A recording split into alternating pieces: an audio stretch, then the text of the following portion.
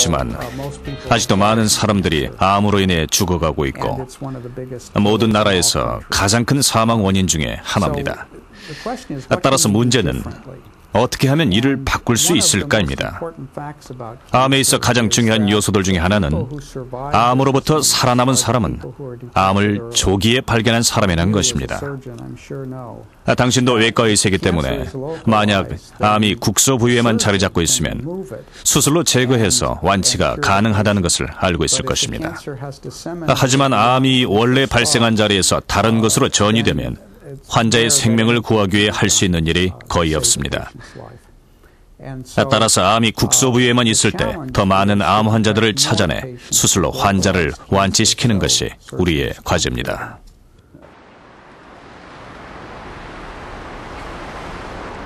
황남숙님. 40대 중반 이른 폐경을 맞은 황남숙 씨. 갱년기 장애와 남편과의 소원해진 사이까지 모두 극복하고 싶은 마음에 5년간 호르몬을 복용했다. 2003년 그날도 역시 호르몬제 처방을 받기 위해 병원에 들렀던 황남숙 씨는 청천벽력과도 같은 소식을 접한다. 유방암 3기, 암덩이는 이미 가슴을 지나 림프절까지 2군데나 전이돼 있었다. 호르몬제를 복용을 했어요. 그래서 한 4년 정도 복용을 하다가 한 번은 갔더니 의사 선생님이 호르몬제 복용을 하면은 꼭 그 유방 검사를 같이 해야지 된다고 그러더라고요. 그래서 한 번 했더니 유방이 굉장히 아팠어요. 그래서 그 다음부터는 그냥 하기가 싫어가지고 안 하고 있다가 한 4년 후에야 다시 한번 하자고 자꾸 그래가지고 했더니 이미 암이 좀 커져버린 상태가 되었어요.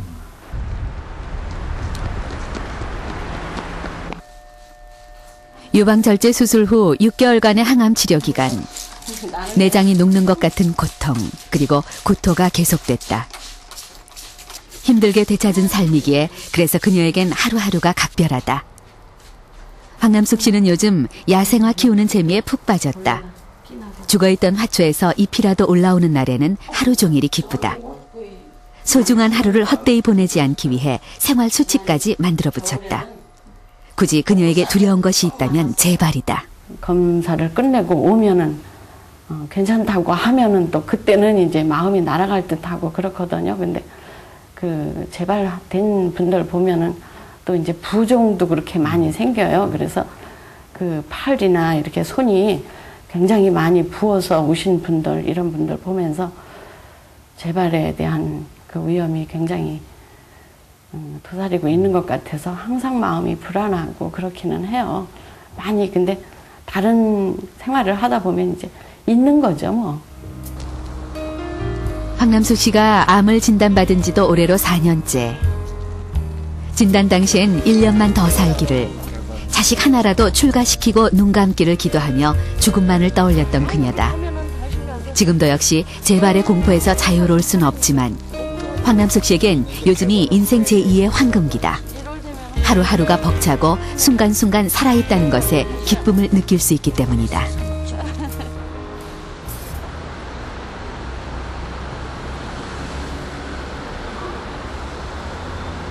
똑같은 항암 치료를 받고도 어떤 환자는 건강히 살아가고 또 어떤 환자는 재발이 되어 다시 암과의 사투 속으로 내던져진다.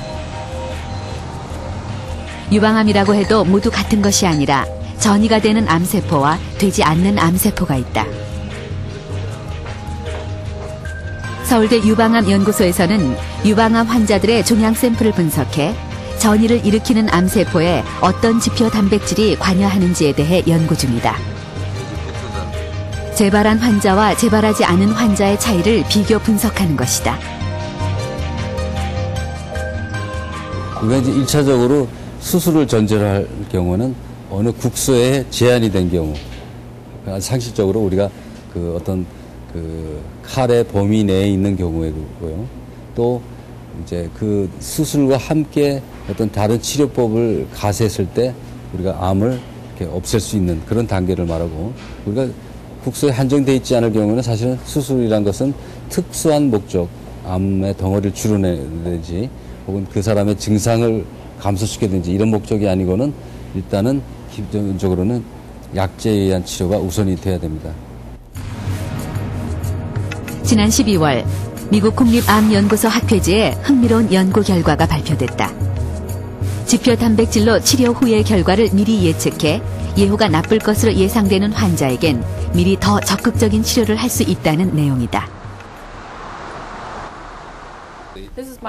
브래드 허친슨 암센터 바이오마커 연구실에서 이루어진 이 연구는 현재까지 이루어진 임상 중 가장 큰 규모의 실험이었다.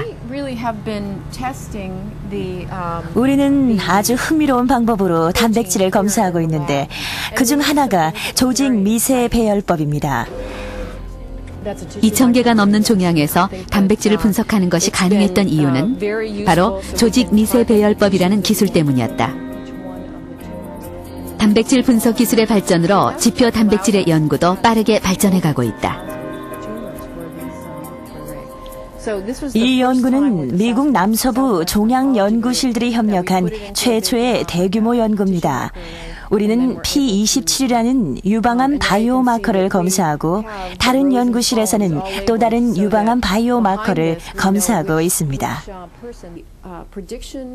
연구 결과 ERPR 양성 종양인 환자들의 경우 항호르몬 치료를 받아야 할지 여부를 결정하는데 P27이 도움이 된다는 것으로 나타났습니다. 대부분의 유방암 환자들은 항호르몬 치료에 반응하긴 하지만 모두가 다 반응하는 것은 아닙니다. 따라서 P27은 어떤 환자가 호르몬 치료에 반응하고 어떤 환자가 반응하지 않는지를 구분해주는 지표가 될 수 있을 것으로 생각됩니다.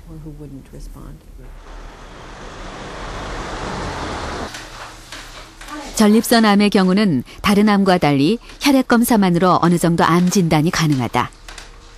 2003년 혈액 검사만으로 전립선 암을 찾아낸 정광수 씨. CT 촬영으로 확인할 수 없는 정도 크기의 암을 발견한 것이다. 보통 이래 암이라고 하게 되게 되면은 저는 누구라도 정말 참 이 생애의 마지막 길이 아닌가 싶을 정도로 어렵게 생각하시는 분들이 많은 것 같은데 저 같은 경우에는 그렇게 어렵게 생각 안 했어요. 그냥 막 박사님이 편하게 이야기해주고 수술받고 나면 이상이 없다. 전이 된 것도 없다.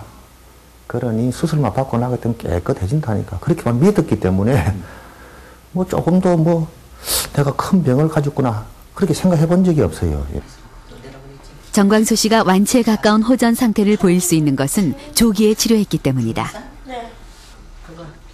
퇴직 후 손자의 재롱이나 보며 살리라. 소박하지만 행복한 노후를 꿈꾸었던 정광수 씨. 하지만 조금만 늦게 발견했어도 지금의 행복은 불가능했다. PSA는 전립선 상피에서 분비되는 효소 단백질이다. 정상일 땐 혈액 내에 미량으로 존재하지만 암에 의해 조직이 파괴되면 혈액 내로 유입돼 농도가 올라가게 된다. PSA를 이용함으로써 우리가 불필요한 엑스레이 검사를 하지 않고도 대부분의 전립선 암에서 아주 유용하게 그 추적 결과를 저희가 판단을 할 수가 있습니다. 따라서 비교적 쉬운 혈액을 2 내지 3cc 정도만 뽑아서도 저희가 그 치료 결과를 추적을 할 수 있기 때문에 환자들한테 훨씬 부담이 덜하고 만일에 어떤 그러한 변화가 의미가 있다고 판단될 때 저희가 엑스레이 검사를 해서 보조적인 병기나 또는 변화를 보게 되는 겁니다. 정상세포가 어느 날 갑자기 암세포로 돌변하는 건 무슨 이유일까? 세포는 끊임없이 발암물질에 노출되면서 세포 분열과 같은 중요한 과정을 조절하는 유전자의 손상을 입는다. 손상이 누적된 세포는 정상 기능을 잃고 무한 증식하는 암세포로 바뀐다. 그리고 서서히 주변을 침투해 조직을 파괴하거나 혈액이나 림프를 타고 다른 조직으로 전이된다.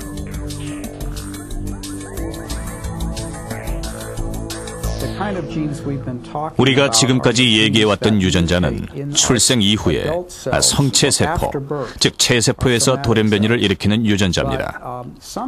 하지만 어떤 사람들은 돌연변이를 유전적으로 물려받아 다른 사람들에 비해 암에 걸릴 위험성이 높습니다. 예를 들어 정상세포가 암세포가 되기까지는 6단계에서 10단계까지를 거쳐야 하는데 이 중 하나라도 유전적으로 물려받은 사람은 그 경로가 빨라져서 암에 걸릴 위험성이 높아지는 것입니다. 따라서 이런 사람들을 규명해내는 것이 매우 중요합니다. 암에 걸릴 위험성